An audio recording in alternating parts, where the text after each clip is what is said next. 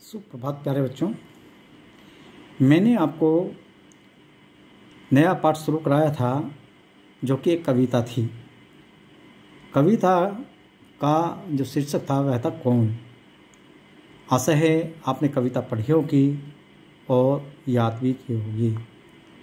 यदि याद नहीं की तो उसको अच्छे से याद भी करेंगे। आज हम उसके कुछ शब्द अर्थ ले रहे हैं। आप ध्यान से सुनेंगे और इनको याद करेंगे और समय हुआ तो लिख भी लेंगे।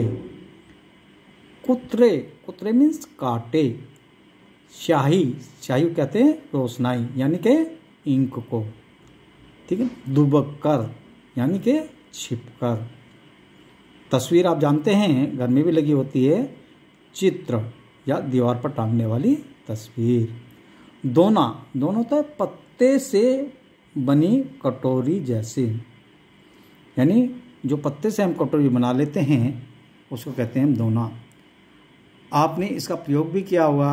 आप बाज़ार जाते होंगे, कभी आपने जो है चाट वाले के यहाँ गए हों तो वह आपको दोने में लगा करके गोल गप्पे जो भी आप खाना चाहते हैं वो देते हैं, तो उसको बोलते हैं दोना। खलीता, खलीता होता है कागज़ की थैली। जैसे हमारी प्लास्टिक की थैलियाँ चल रही हैं, इसी तरह कागज़ की थैली को खलीता बोला जाता है। पोथी, पोथी होता है किताब या पुस्तक को पोथी। टांगता यानी टांगना, दीवार पर रस्सी के सहारे से टांगना। छन्ने, छन्ने जो है एक छोटा कपड़ा होता है। आप अपनी किचन में भी देखते होंगे जिनमें अक्सर जो है रोटी को लपेट कर रख दी जाती है ताकि वह ठंडी ना हो, तो उसका बोलते हैं छन्ने।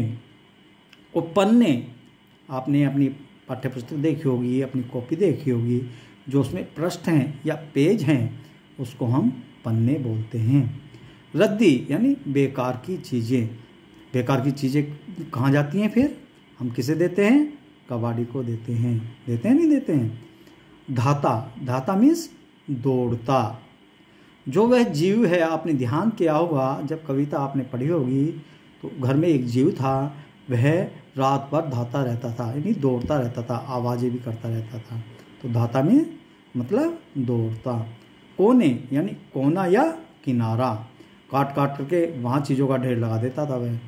आप कविता में देखना। चट कर गया यानी खा गया। चट करना मतलब खा जाना। गड़बड़, गड़बड़ का अर्थ गलत, गड़बड़ गलत। शरारत यानी कि शैतानी, शरारत का अर्थ शैतानी। आप ध्यान से और सही उच्चारण के साथ सभी शब्दों को पढ़ेंगे और इनका अर्थ याद करेंगे, और यदि आपको समय रहता है तो तब आप लिखने की भी कोशिश करेंगे। धन्यवाद।